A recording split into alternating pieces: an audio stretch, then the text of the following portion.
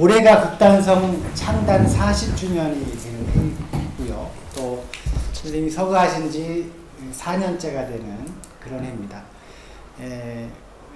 사실 좀 이 40주년의 즈음에서 좀 획기적인 기획이 좀 있었으면 좋았는데 저희 극단 자체적으로는 조금 아쉽게도 이렇게 준비를 못했는데 박물관에서 이렇게 준비를 해주셔서 멋진 전시도 후수에서 4월부터 8월까지 또 준비를 해주셔서 많은 시민들에게 또 알리는 계기가 됐고, 또 오늘의 그 연장선으로 오늘은 그 뭐랄까 정말 에필로그 마지막 이렇게 저물어가는 마무리를 하는 그런 마침표를 찍는 날이 아닌가 생각하고요. 오늘 특별하게 두 분을 모시고 오늘 강좌를 시작할 건데, 두 분 간단하게 좀 소개를 드리면, 이제 아까 영상에도 보셨지만 우리 김민우 선생님은 그 김성년 선생님 또 극단성의 초창기부터 같이 연극을 하신 동지이자 또 선생님이 의지했던 의지처입니다. 재정적으로나 정신적으로나 이제 많은 시기나 고비가 있었는데 그때마다 많은 조언과 또 함께 해주셨고요. 그래서 우리가 뭐 영상이나 기록으로 담을 수 없는 이제 아주 실제적인 것, 그러니까 선생님의 마음, 뭐 어려웠던 것 이런 부분들을 또 이렇게 이제 뭐 강의를 진행하면서 얘기를 해주실 수가 있고요. 또 옆에 계신 우리 저한테는 선배님이시지만 극단성에서 배출한 걸출한 그 연출가입니다. 그 러시아에 유학도 갔다 오시고요. 그래서 지금 또 수원에서 민해총 사무국장도 하시면서 연출가로서, 극단의 연출가로서 또 기획자로서 좀 많은 활동을 하고 있어서 저는 또 선생님하고 인연이 한 극단성에서 한 뭐 거의 30년 가까이, 저는 좀 별로 능력이 없어서 서울로 못 가고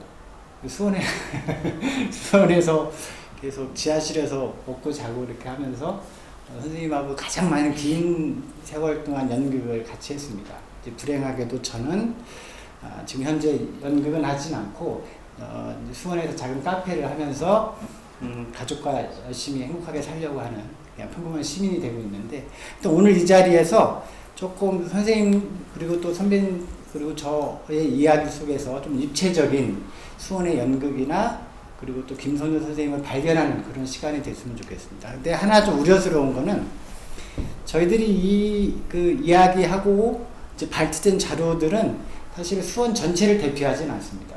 되게 어떤 그 극단성 그리고 또 저희들의 기억 이런 거에 의존하고 있기 때문에 그런 한계는 분명히 있고, 이제 간혹 얘기하다가 또 너무 그 과잉 대표되거나 이렇게 되면 제가 그 부분을 조금씩 이렇게 좀 짚어가는 식으로 해서 특이하죠. 이게 강좌인데 뭔가 얘기하는 듯한 좀 연극적으로 서로 이제 주고받으면서 하는 게 우리는 좀 편해서 이렇게 좀 했는데 어떨지 모르겠습니다. 이게 아주 좋은 작품이 나올지 아니면 뭐 그거는 이제 우리 뭐 배우님들의 역할인데, 우리 김민우 선생님은 수원이 낳은 최고의 배우세요. 항상 준비되어 있는 배우이기 때문에 즉흥성 이런 것들이 또 연출자시니까 순간순간 또 재치 있게 또 연출로 잘 풀어가실 거라 생각하고, 저는 사실 좀 편안하게 시민의 입장으로 이렇게 물어보는, 그래서 시민들이 알고 싶어 하거나 혹은 시민의 관점으로 조금 짚어서 다시 한번 되물어보거나 이런 식으로 해서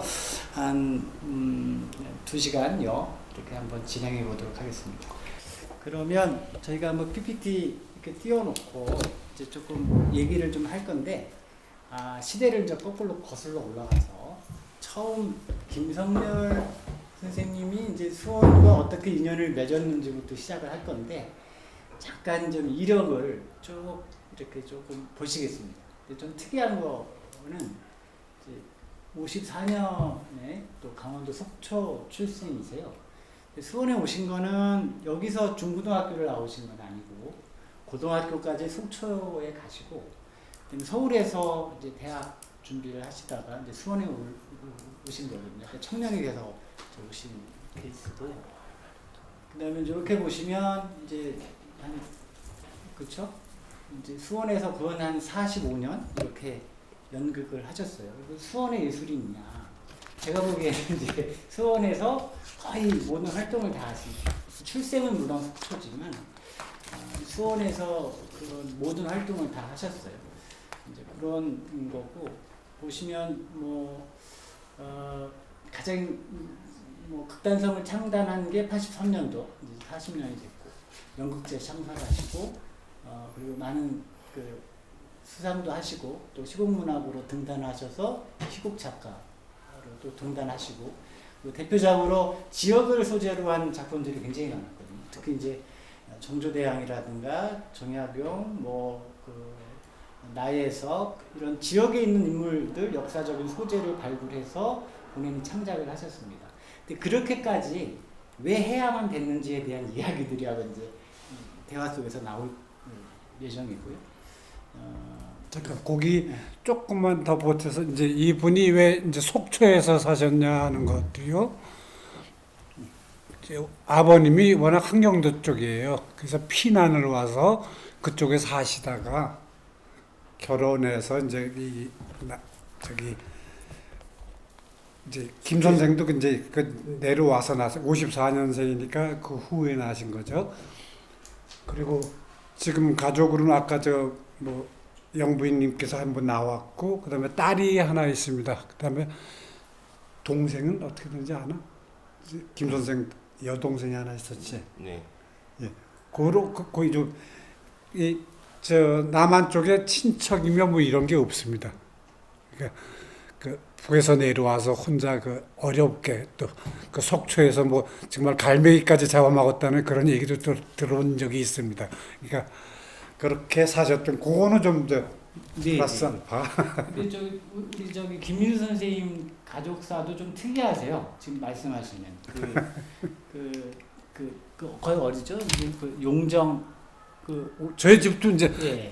워낙은 함경도에서 이제 중국으로 가서 용종에서 살다가 저는 이제 내려와서 났지만 그렇죠. 그래서 이제 윤동주 선생이 저랑 고종사정관이고 저희 아버지가 윤동주의 고모되세요. 그러니까 거기 명동 용종하고 회령 사이에 명동촌이라고 있습니다. 거기 완전히 그때 일제 시대 보면 빨갱이만 모여 살던 데입니다. 그러니까 일제 입장에서는 거기서 뭐 안중근 의사가 거기서 사격 연습도 하고, 그러니까 회령에 사시던 그 네 가족이 자산을 이제 처분해서 그쪽에 중국에다 땅을 사서 네 가족이 단체 이제 이민을 간 거죠. 이제 무단 월경해 갖고. 그래서 거기다 각 가문마다 땅에서 제일 좋은 데는 남겨놔서 그건 학점, 애들 가리키는 데 쓰자. 네 가족이 다 그랬습니다. 그래갖고 전부 다 유학자들이 그러니까 서당을 만들고 아이들을 가리키고 그런 것들이 소문이 나서 그 만주 지방의 사람들이 많이 와서 한때는 명동촌이 상당히 번성했던 적도 있습니다. 김성렬 선생님 얘기를 하셔야 돼요. 근데 그러니까 우리가 동지 의식이 그래서 더 생기지 않았나? 연극을 지금도 이제 우리 각 지역에 보면 이제 원로 배우들 나이가 많으신 배우들이 그렇게 많지 않거든요. 이제 선생님 연극을 하신 그 이유도 그렇게 맥락이 좀 이어진다 이렇게 좀 이렇게 이해가 됩니다. 그리고 한번 그래서 그러면 이러한 연극 동호회라고 이제 이렇게 떠 있는데 요거 관련해서는 이재용 선생님께서 좀 설명을 좀 해주시죠. 그러니까 선생님이 그 속초에서 올라오신 게 이제 처음부터 수원으로 올라오신 게 아니고요. 서울 봉천동에서 이제 자리를 잡으셨습니다. 거기서 고등학교를 나오시고 처음에는 이제 서울대를 준비하셨죠. 실향민으로서는 이제 학력이나 이런 것들이 좀 중요하다고 생각하셨는지, 그리고 또 고집이 있으셨어요. 내가 꼭 서울대를 가야겠다. 그리고 주변에 같이 고등학교 때 계셨던 분들도 서울대를 가셨는데 선생님이 공부를 못 하셨는지 아니면 준비가 잘 못 하셨는지 계속 재수를 하셨어요. 그래서 그 잠깐 이제 그 거쳐서 가시겠다고 생각을 하신 게 이제 수원에 있는 장안대학교에 입학을 하셨습니다. 그 지금 그 비봉 어디죠? 봉담에 있는 그 장안대학교에 입학하시면서 장안대학교에서 이제 그 연극반을 만드셨죠. 연극반을 만드시고 연극반 단원들과 학교에서만 공연하지 말고 우리도 밖으로 나가자라는 생각으로 공연을 했던 게 수원의 연극 동호회라는 이름으로 이제 시작을 하셨어요. 그 이전에 이제 수원의 연극을 잠깐 말씀을 드리자면은 1960년대부터 수원의 중심적인 연극 활동은 서울 농대, 그러니까 여기 그 지금은 서울로 이전을 했지만 그 서울 농대에 있는 연극반이 주도로 이제 그 수원의 연극 활동을 쭉 70년대 이렇게 진행을 하고 계셨어요. 60년대 후반부터 70년대까지는 서울 농대 분들이 연극 활동을 했고 다른 몇 개 대학들에도 연극반들이 있긴 했지만 그냥 명명만 유지하는 형태였거든요. 그래서 수원에 있는 연극 그 모임들은 전부 서울 농대 분들이 지금도 원로로 활동을 하고 계세요. 그때 이제 그 나왔던 게 이제 또 안양예고 출신의 이재인 선생님이라고 있습니다.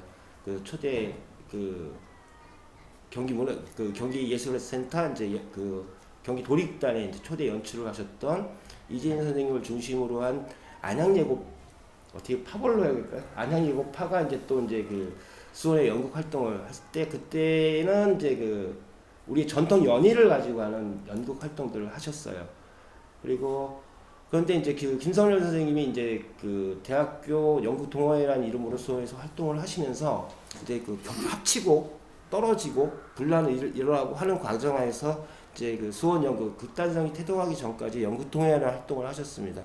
여기 연보가 79년부터 이제 그 됐는데 그 꽤 많은 작품들이 여기는 연극 동호회라는 이름으로 들어갔고 여기 말고도 수원 예술극장이라는 그 수원에 아까 영상에 보셨듯이 수원 예술극장과 극단성 양대 산맥으로 나기 전에 수원 예술극장은 먼저 존재하고 있었습니다. 그때 선생님도 수원 예술극장과 같이 이재인 선생님과 같이 연극 활동도 같이 하시고 하셨는데 그런 것보다는 이제 그 선생님 특유의 이제 그 어떤 자기만의 어떤 그 목적이 있었어요. 수원에서 연희만 할 곳이 아니라 우리는 그 현대극도 할 수 있고 창작극도 할 수 있다라는 생각으로 이제 분리가 돼서 나오셨죠. 그 연극 동호회 활동하면서 육교생 유모차 은하수를 하시나요? 뭐 목이 있는 두 사람의 대화 이렇게 82년도까지 그딴 상당 이전까지는 연극 동호회 활동을 하셨어요.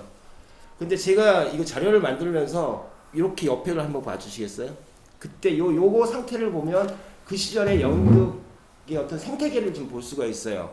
한가락 음악 감상실에도 첫 번째 작품 하셨죠. 크로마베카 좀 4층에 있었어요. 4층에 강당이 있었는데 그 크로마베카 4층의 강당에서 그 공연하셨고 한가락 음악 감상실, 문화예식장, 화홍소극장. 이 화홍소극장은 화홍 예식장을 빌려서 하신 거예요. 근데 그 예식장인데 뭐라고 할까? 예식장이라고 하기 뭐하니까 거기다 소극장이라는 이름을 붙였을 뿐이지 예식장은 예식장 그대로 사용하셨습니다. 그 다음에 여기 화홍소극장, 화홍소극장 여기까지가 되는데 여기서 느껴지시는 분이 없을까요? 저 시절에는 공연할 수 있는 공간이 없었다는 거예요. 그러니까 한가락 음악 감상실, 그러니까 그 다방을 빌려서 공연을 하고 클로버까지 4층에 이제 그 인형도 하고 그다음에 그 어떤 문화홀 같은 것에서 공연을 하고 그 남들이 결혼식 하는 예식장에서 연극 공연을 하고 그 예식장을 했던 가장 큰 이유가 뭔지 아십니까? 예식장을 빌렸던 이유는 거기에 조명이 있었기 때문에 거기 불을 밝힐 수 있었기 때문에 예식장을 사용을 하셨어요.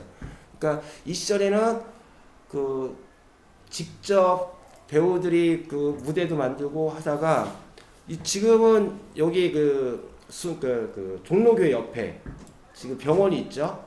근데 거기에 그 화홍 예식장이라는 예식장이 있어요. 계단 높이 올라가는 그 건물로 해서 화홍 예식장이 있었는데 그때 화홍 예식장 사장님이 너희 젊은 애들 24살, 22살 뭐 이런 애들이 연극 활동을 되게 열심히 하니까 그러면 너희 우리 그 예식장 한 켠을 줄 테니 그 너희가 그거 알아서 고쳐서 써라.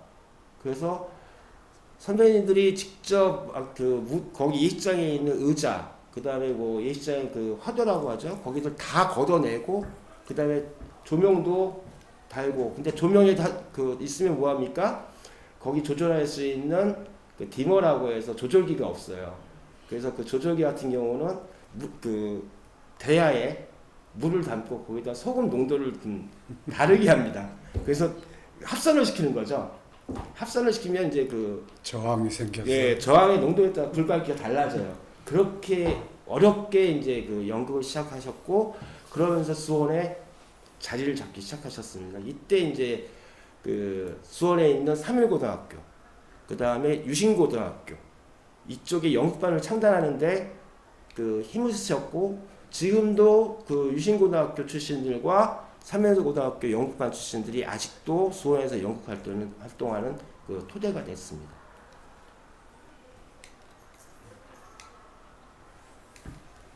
뒤로 죄송합니다. 이게 그래서 이제 저희가 이제 이번 기회에 그 선생님을 소개함에 있어서 그 뭐랄까 어떤 사건들이 있었다는 걸 나열하기보다는 그 당시에 어떤 생각을 갖고 연극이 임했나 그거를 좀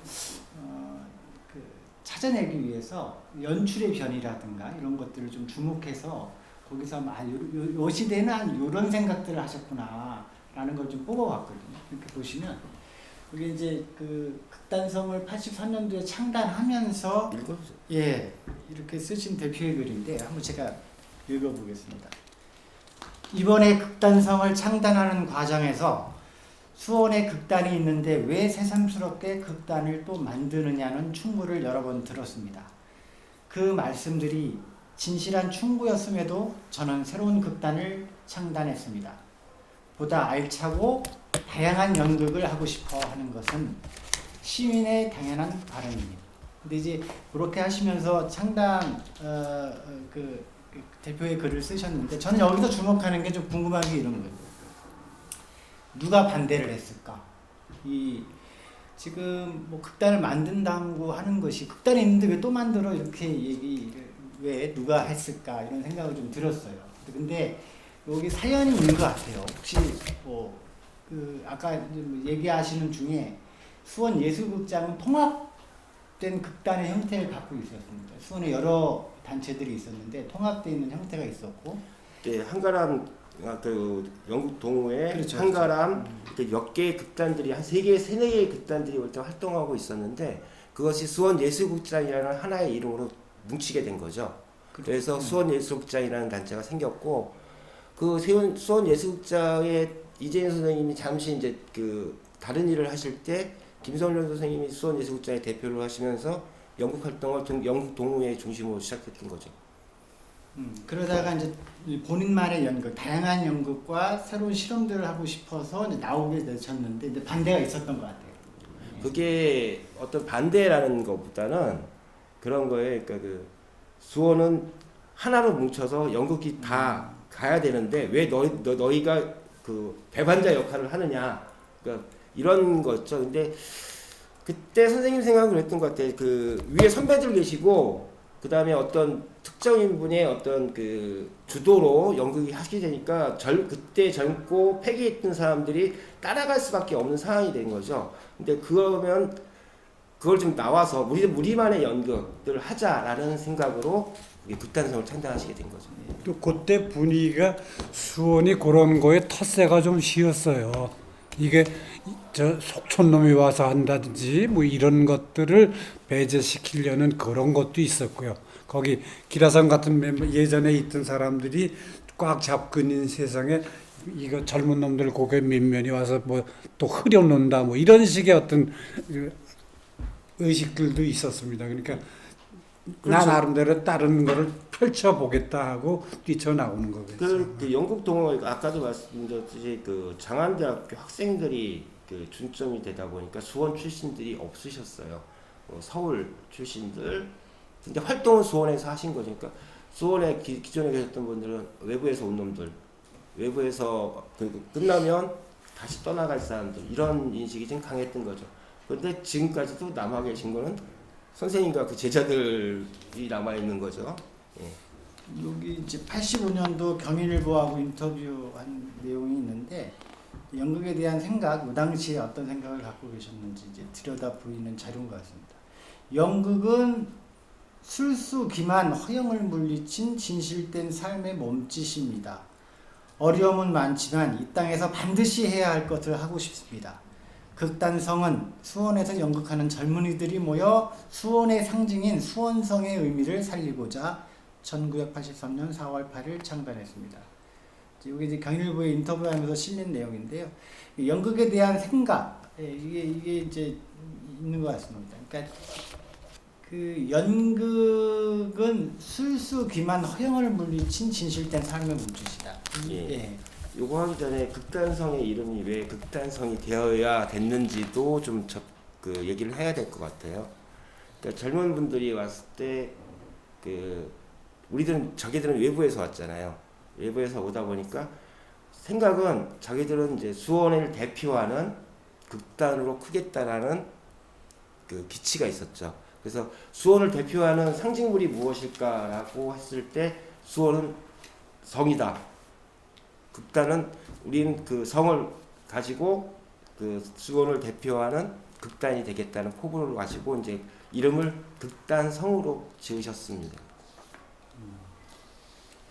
저는 지금도 근데 이제 좀 연극하는 사람들한테 가장 어려운 말이기도 한데요. 진실된 삶의 몸짓이다라는 게 뭐 살면서도 어려운 일이고 그걸 지켜나가는 게 상당히 어렵다고 생각이 돼요. 그래서 그 선생님이 그 전체 작품을 관통하는 어떤 정신의 세계는 그 뭐랄까 가식이라든가 기술이라든가 테크닉보다는 그 마음, 진심 뭐 이런 것들을 많이 강조하시면서 연극을 만들어내셨던 것 같아요. 그래서 이런 말들이 저는 이제 좀 새롭게 이렇게 다가왔습니다. 그거보다 조금 더 윗대에 연극하는 분들은 니들은 연극하기 전에 이 사람이 되라는 것이 제일 먼저 가르쳐주는 덕목이었습니다.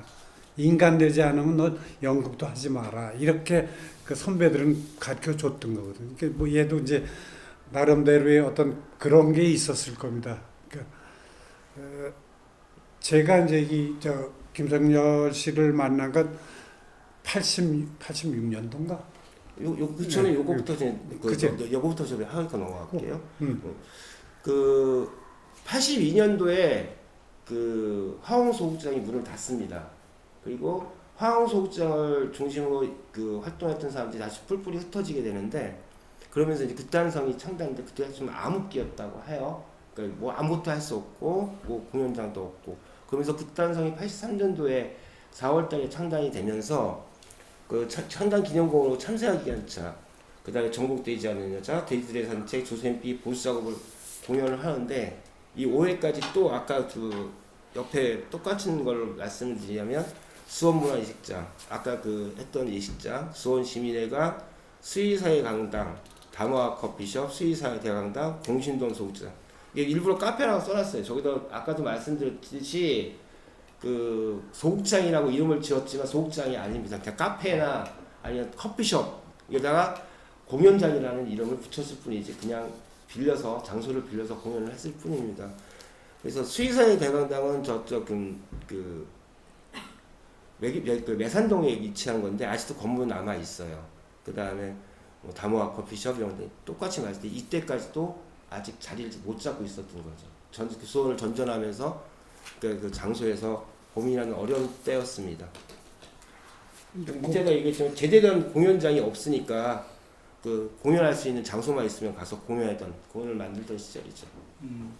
그때 사회 배경도 여러분들이 조금 의식을 해야 될 거예요. 80년의 봄 이후에 군부 독재가 성장할 때입니다. 그러니까 젊은이들이 아직 갈 데가 없었고요. 마음대로 행동할 수 있는 사회적 여건은 없었습니다. 대학도 뻔질나게 문을 닫고 그러던 때가 80년대 쪽 아니면 그러니까 그런 데에서 참 나름대로 뭐 이를 나타내려고 또 우리 김선영 씨 그런 끼가 있었으니까 그 다음에 이제 발표하는 연극들이 대부분 이 반독재 뭐 이런 그 냄새가 자욱이 풍기는 작품들을 계속 합니다. 그래서 그 경찰들이 와서 탄압도 하고 뭐 문을 뭐 닫기도 하고 이런 결과가 조금 있으면 생길 겁니다. 이제 그 신풍동 소극장 시대가 옵니다. 그 선생님이 쭉 돌다가 그 지역에서 이제 그 마음이 맞는 선배님을 만나는데 그 선배님이 자기 지하 공간을 주셨죠. 신축하고 있는 공장, 그 신축한 건물에 지하실을 주셨어요. 싼 값에. 그 아시겠지만 요즘 저쪽에 신분동에 인인의 포차라고 좀 맛있게 파는 그 포차인데 그 건물 지하입니다. 거기에 들어가서 이제 그 선생님 성격이 너무 급해요. 공간이 생기니까 바로 작품을 하고 싶어 하신 거예요. 그 준공도 안 된 거. 그러니까 아직 바닥에 우리 도끼다시라고 했죠. 바닥 깔지도 않고 그냥 시멘트가 그냥 있는 그다음에 시멘트 계단에 그 마감도 안 된 건물에서 딱하니 공연을 올리시게 돼요. 그게 오이디푸스왕입니다. 그리고 거기서 워크숍 불모지도 하고 그 멀고긴 터널은 이게 그 경기도 연극제에서 1위를 해서 제7회 그 전주 전국 연극제에 참여를 하게 돼요. 그리고 카덴자. 이게 이제 그 오이디푸스왕과 카덴자들의 좀 사진들입니다. 저쪽에 끝에서 두 번째 얼굴 들고 있는 게 접니다. 이 87년도 있죠. 그때 이 신풍동 소극장에서 오이디푸스 할 때 제가 김성렬이랑 처음 연극을 하게 됩니다. 오이디푸스 왕에서.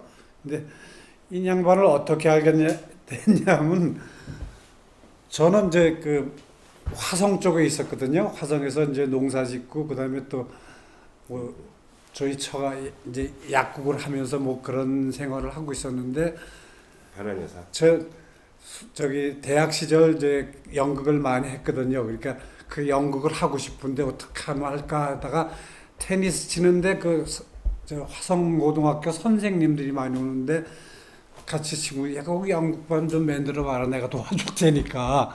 그래서 화성여상에 연극반을 창단합니다. 그래갖고 거기서 내가 한 10여 년을 가르쳐 줬는데요. 거기에 제자가 김성렬이 하는 극단에 들어와서 제 얘기를 한 모양이에요. 그러니까 화성에 연극하는 사람이 있다. 뭐 그러니까 그때는 한 사람이라도 그런 사람이 있다면 동지로 삼아서 붙들고 싶은 거거든요. 그러니까 느닷없이 저기 이창현 뭐 그런 사람들이랑 무르르 몰려와서 와서 이제 그러냐 그래갖고 뭐 술을 먹고 뭐 걔들하고 만나면 맨날 술 먹는 것밖에 없었는데요. 그래서 이제 이 오이디푸스를 한다니까 좀 와달라고 그래서 저희 아들하고 초등학교 1학년 때였는데 저하고 나서 했던 기억이 납니다. 네, 그 후로 이 악연이 됐습니다. 김신성절 씨하고. 그게 86년도인데 5월 달이에요. 근데 작품을 만들기 시작한 거는 85년도 겨울부터 이야기가 나오고 연습을 했습니다. 그래서 오이디푸스 왕을 아까도 말씀드린 그 준공도 되지 않은 건물에서 하는데 제가 그때 고등학교 2학년 때부터 해서 이제 고등학교 3학년 때 이제 처음으로 공연이 되는데 그 준공도 안 된 데다가 중학교 학생들 단체 관람을 받은 거예요. 선생님들이 애들 몰고 왔는데 이게 폐가에서 공연하는 느낌이죠. 그러니까 다 만들고 있는데 철거하는 건물 같은 데서 공연하니까 전부 다 깜짝 놀라고 하셨죠. 그리고 근데 그것들로 인해서 자리를 잡으면서 이제 활발하게 이제 공연 활동도 있고 이 시기가 되면서 조그만 2인, 3인 나오는 작품에서 대규모 한 10명, 20명까지 나오는 작품들로 좀 작품의 스케일이 좀 커지기 시작했습니다. 그때 이 고등학생으로 저랑 만났습니다. 이제 오이디푸스의 고등학생들로 해서 뒤에서 쓰는 역을 했었거든요. 코러스라고 해서 뭐 대사도 많이 없고 그냥. 그래도 저는 대사가 있었어요. 그 6명이 하는데 유일하게 저만 대사가 있었어요. 근데 문제가 뭐였냐면 그 팬티 한 장을 입고 위에다가는 그 투명한 그 검정 처음 우리 어머님이 만들어 주신 가운 같은 걸 입고 그 무릎을 꿇고 있는데 여기 바닥이 도끼다시가 안 됐어요. 그러니까 시멘트 모래가 있죠. 거기를 2시간 되게 길어요. 그 줄인다고 했는데 한 거의 3시간 되는 작품에 계속 무릎 꿇고 있어요. 나중에 그러니까 여기 다 헐어가지고 고름이 질질 흐를 정도인데 선생님이 요구하시면 움직이지 마라. 꼼짝 마라. 그래서 굉장히 힘들었던 그 처음 작품에서 굉장히 힘들었던 작품이고 그 북수동 소극장이 굉장히 기간이 짧게 지나갔습니다. 그 북수동 그 소극장이 신풍동 소극장이 짧은 기간밖에 할 수 없었는데 그 부분은 선생님께 좀 말씀을 해주세요. 어떻게 돼서 거기에 나오게 됐는지. 그 조금 아까 나왔었는데 이제 저 봉천동 뭐 저 상도동에서 만났던 김성열 씨의 친구들이 있어요. 그게 이창현이라고 이제 저 한대 국문과를 나올 친구인데 수필품으로 그 신춘문예 당선도 했었어요. 그러니까 굉장히 연극적인 뭐 사고나 뭐 이런 것들이 그때 작품이 두 개? 조샘비 고수작업 뭐 그렇게 예. 그게 희우고 쓴 거에 저 젊은 애였었는데 제일 저 두 사람이 참 잘 뭉쳤었는데 그 다음에 이 전국 영국제 뭐 요거 때문에 거기서 뭐가 트러블이 생겨서 그 절친하던 친구가 떠났습니다. 그래갖고 참 김성용 씨도 어려움을 많이 느꼈어요. 오늘 이런 뭐 이런 시간에 이제 다시 김성렬을 회고하다 보니까 그래도 이제 죽기 전까지도 아니면 참 그 친구하고 다시 얘기를 좀 하고 싶은데 그 친구가 그 다음에 마음의 문을 열질 않더라고요. 참 아까운 친구들이었었는데. 이게 시간상 우리가 이제 조금 빨리 이제 좀 진행하는 걸로 진행하겠습니다. 40년의 극단사를 뭐 1시간만 하다 정리할 수는 없으니까 대략 요약을 하면 이제 크게 이제 변화상으로 보면 이제 극단을 창단하고 그 다음에 이제 소극장 이제 국동시장 소극장 시대가 신풍동 소극장이 지나가고 이제 북수동 소극장 시대가 열려요. 이제 그게 1987년부터 1994년까지 요 기간에 또 새로운 극단의 모습을 이제 펼쳐 보이게 되는데 그때 그 쓰신 연출의 변해 그런 마음을 한번 또 읽어보겠습니다. 연극을 한다는 것은 믿음을 가지고 일하는 다른 일과 마찬가지이고 일반적이고 보편적인 효율성을 찾기 위해서 하는 것일까? 또는 왜 이 짓을 하지 않으면 안 될까? 하여튼 어느 경우에도 발을 딛고 이 시대 이 현실이 근간이라고 생각한다. 북수동 소극장 개관 기념 공연 어디서 만나랴 연출의 변중 이렇게 되어 있습니다. 이거를 이제 뽑아주신 우리 이진호 선생님은 여기서 어떤 포인트를 갖고 그 신풍동 소극장을 나올 때 좀 황당했어요. 갑자기 어느 날 집주인께서 오셔서 그 화를 내시고 가셨죠. 그러니까 뭐냐면 원래 주인은 저희한테 건물을 빌려주신 분은 아들이시고 그 위에 실제 집주인은 아버님이 계셨어요. 근데 아버님이 굉장히 안 좋아하셨죠. 월세도 잘 안 내는데 저기고 하시는데 오셔서 그 판을 엎듯이 그냥 뒤집어 엎으셨죠. 소극장을 월세도 안 내고 하신다고 하면서 그 뒤를 저희한테 빌려주는 아드님은 고개 푹 숙이고 아무 말도 못 하시고 졸졸 따라오시고 그러면서 이제 저희가 쫓겨났어요. 나가라고 바로. 그러니까 뭐 기간을 주신 것도 아니에요. 지금 당장 나가.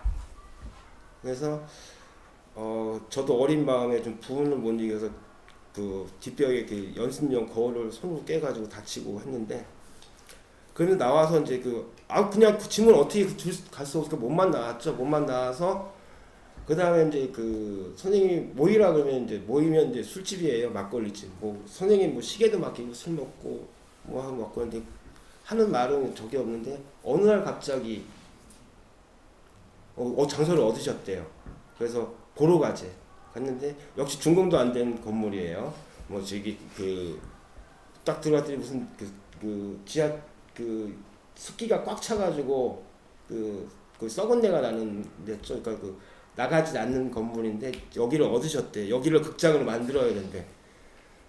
와, 할 말이 없는데 북문 로타리 있는데 네. 거기 있었던 거기를 저기 했습니다. 그러니까 그 단원들이 일일이 다 페인트를 칠하고 또 그때 군대에 계신 분이 계셨어요. 그 중사 하사관으로 계셨던 분인데 그분이 그 부대에서 지금 이렇게 하면 저희 공소시효 지났겠지? 부대에서 공구를 다 갖고 오셨어요. 뭐 저희 용접기 뭐 이런 거 다 갖고 오셔가지고 객석을 만들고 그래서 또 이분이 이제 또 바로 그 위에 있는 건물에다 수족관을 또 개업을 하시고 그러면서 극장에 그 물건을 만들거나 뭐 할 때 그분이 많이 도와주셨는데 단원들이 다 일일이 손으로 페인트 칠을 하고 방음제 붙이고 객석 만들고 그러면서 이제 그 소극장을 만들었죠. 그러면서 그때 선생님이 계속 고민했던 게 내가 이 일을 해야 돼? 내가 딴 데 다른 일을 했으면 직장을 다니면 뭐 더 그 편안하게 살 수 있는데 왜 내가 연극을 해야 되지? 근데 솔직히 위에 그 리더가 그런 고민을 하고 있으니 그 밑에서 단원들은 얼마나 더 심했겠어요. 그러면서 이탈하는 단원들도 많았고 직장을 구하는 단원들도 많았고 그런 시점에서 선생님도 그런 고민이 굉장히 많았던 것 같아요. 그래서 이 안에서 그 보편적이지도 않고 이런 일을 꼭 해야 된다는 고민들이 굉장히 많이 묻어나는 글이라서 그 시절이 생각나서 요걸 좀 발췌해봤습니다. 그때 작품들이 저항적인 작품들이 많았던 것 같아요. 이게. 그 신풍동 소극장에서 했던 카덴자 이후로 이제 그 카덴자 같은 경우가 이제 그 독재 정권에서 고문받는 것들을 그 뭐랄까 그 조선시대에 빗대어서 실제 무대 위에서 고문을 자행하는 연극이에요. 잔혹극이라고 해서 객석에서 관객을 끌어내서 고문을 하는 거였는데 그때가 딱 언제냐 87년 그 6.29 선언 날 때입니다. 그래서 그때 여기 북수동에서 그 수원에서 그 학생 운동을 할 때 그 대로변은 전경들이 길을 다 막아서 막히니까 그 넥타이하고 그 데모대 행렬이 어디냐면 저희 소극장 앞을 지나는 거예요. 그러니까 신분동 소극장에 이제 그 학생들 앞을 지나가니까 뭐가 나오겠어요? 경찰들이 뭘 뿌리겠어요? 최루탄을 뿌리죠. 저희 극장은 지하에 있습니다. 그 최루탄 가스가 다 지하로 들어오는데 연극 공연을 해요. 근데 더 웃긴 건 뭐냐면 관객이 있어요. 관객이 안 나가요. 그러니까 공연을 합니다. 옆에는 입구에는 대모대가 지나가고 여기는 콜록콜록거리면서 공연을 진행하고 그리고 관객들도 꼼짝 안 하고 공연을 다 보고 배우도 눈물 흘리고 객석에 있는 관객들도 최루탄가스에 눈물을 콜록콜록거리면서 연극을 보고 했던 시절이었죠. 그 시절 이후로서 그 시대상을 반영하는 작품들이 북송 소극장을 중심으로 많이 일어납니다. 그 금간의 수, 시민 K, 태백산맥도 그렇고 한만사 예. 또 한시연대기 그때는 저거 정말 불량 연극으로 꽂히던 연극들이 계속 특히 여기서 태백산맥하고 저기는 그 극단 단원들이 공동 창작해서 했던 작품이고 특히 금관의 예수할 때 어떤 일이 있었냐면 거기가 노탈입니다. 노탈로 옆에 그때 그 현대자동차 부속 가게가 있고 했는데 그 앞에 주차장이었는데 전격 버스가 입구를 막았어요. 이 전격 그 닭장차가 극장 입구를 막고 그 전경들이 저희 소극장 입구에서 이제 저기를 했죠. 그 경계의 근무를 섰죠. 그리고 극장에 들어오는 관객들이 일일이 다 신분증 검사를 하고 들어왔어요. 그때 재밌는 게 공연을 하면 관객이 좀 바뀌잖아요. 근데 어느 한 분은 계속 오세요. 그러니까 공연이 시작했는데 끝날 때까지 매일 오세요. 그래서 나중에 알고 보니 그분이 그 안기부 직원이셨습니다. 그래서 안기부 직원이 매일 해서 도대체 얘들이 어떤 생각을 하고 저기 하는지 뭐 해보면 금관의 예술로 하고 금이의 5월 하고 막 그러는데 그렇게 또 그때 관객들도 좀 셌어요. 그 내가 연극 보러 가는데 왜 내 앞길을 막느냐. 그 입구에서 멱살잡이 하시면서 들어오셔서 공연을 봤습니다.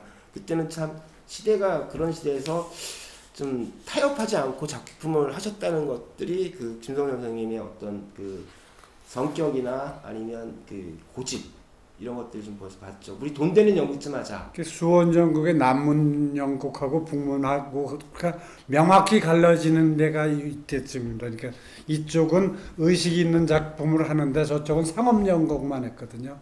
거기서 재미스럽고 뭐 그런 보잉이나 뭐 이런 것들 보면 다 그냥 웃고 시시덕거리는 것만 했고 서울에 유행하는 걸 그대로 베껴서 하는 것밖에 없었어요. 근데 김성여 씨는 의식 있는 작품만 골라서 했습니다. 그때 수원 예술극장이 쉬는 날 없이 공연을 했어요. 1년 365일 쉬는 날 없이 공연을 했는데 비해서 저희 극단성 같은 경우는 1년에 다작이라고 했죠. 3작품, 2작품이 그렇죠. 다작이었고 그 수원 예술극장 같은 경우는 선생님이 말씀하셨듯이 이제 그 상업성 그러니까 아예 그냥 거기 표방하는 게 그냥 상업성 연극이었고 저희는 상업성 연극은 그때 세뇌입니다. 그 완전히 세뇌예요. 가스라이팅 당하신 거죠. 우리 선생님한테 의식 있는 작품을 해야 그 시대를 대변한다라는 걸 해서 했던 시대가 그 북수동 시대죠. 뭐 우리 저 북수동 속장 시대는 저보다는 우리 표승원 선생님께서 더 많이 알잖아요. 네, 저는 사실 그 연극을 요때 93년도에 이제 극단에 이제 처음 이제 들어가게 됐는데요. 그 당시에는 극단성이 좀 무서웠어요. 사람들도 그렇고. 내가?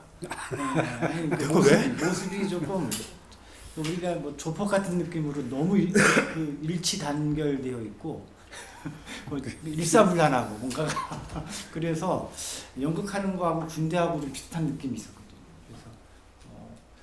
그래서 조금 무서운 감이 있었는데, 근데 왜 그렇게까지 지독하게 연극을 했을까? 사실 지금 세월이 지나서도 좀 그런 생각은 좀 듭니다. 좀 잠깐만요. 예. 좀 아까 무섭고 이거는 그 표승원 선생님의 개인적인 물론 개인적인 감정이고 그때 전혀 그러지 않았습니다. 예. 근데 좀 지독했습니다. 그러니까 전업으로 하셨거든요. 극단성에 있는 배우들은 아르바이트를 하지 않고 그러니까 뭐 하루 종일 직장 생활하는 것처럼 전업으로 했어요. 그리고 월급은 당연히 없고. 근데 어떻게 생활을 하고 어떻게 그런 걸 떠나서 하여튼 연극만 하고 어떻게 살 수 있었을까라는 생각이 드는데 좀 지독했습니다. 그래서 그 지독함이 어떻게 보면 더 뭔가 뭐 결속력을 끌었는지 어쨌는지 이제 그랬던 것 같고, 그리고 이 소극장이라는 게 왜 필요한지에 대한 그 북수동 그 시대에는 소극장이 있기 때문에 극장에서 어떤 공연이든 계속해서 어쨌든 만들어낼 수 있는 가능성이 있었던 것 같아요. 근데 지금 그 북수동 시대가 가장 다작의 시대였죠. 그렇지. 그러니까 극장을 쉬어서는 안 된다 하는 그거로 했으니까 공연하면서 다른 작품 또 연습이 들어가서 끊이지 않게 공연을 해야 된다. 그래야 뭐 혹시세라도 좀 낼까 하는데 사실은 택도 없었으니까 그러니까 어려웠죠. 그리고 젊은이들이 전업을 하는 젊은이들이 한 20명 이상이 됐으니까 뭐든 다 할 수 있다는 어떤 자신감이 넘쳤었고. 그런데 이제 그 시대가 조금 지나면서 이제 IMF도 오고 사회가 막 격변하면서 또 주변에 큰 극장들이 설립이 되고 이렇게 하면서 좀 전화가 좀 생기기 시작을 하죠. 이곳들이 이제 그 시절에 공간의 예수하고 우리들의 일그러진 영웅, 뭐 한만선 그다음에 했던 작품들이고요. 아니 사실 좀 무리이긴 합니다. 이게 이제 그 짧은 시간 안에 극단상 전체를 얘기하는 게 뭐 두서도 없고 조금 어렵긴 한데 어쨌든 잘 쫓아오셨습니다. 더 가야 돼요. 잠깐 저희가 이제 그 40년 중에 한 20년을 조금 이렇게 풀어낸 것 같고요. 96년부터 또 연극제를 기점으로 해서 또 극단성이 어떻게 변하고 선생님 예술 작품이 어떻게 변했는지 그거는 조금 한 10분 정도 휴식을 취한 다음에 다시 이어가도록 하겠습니다. 네, 잠시 10분간 휴식하겠습니다. 죄송합니다. 막.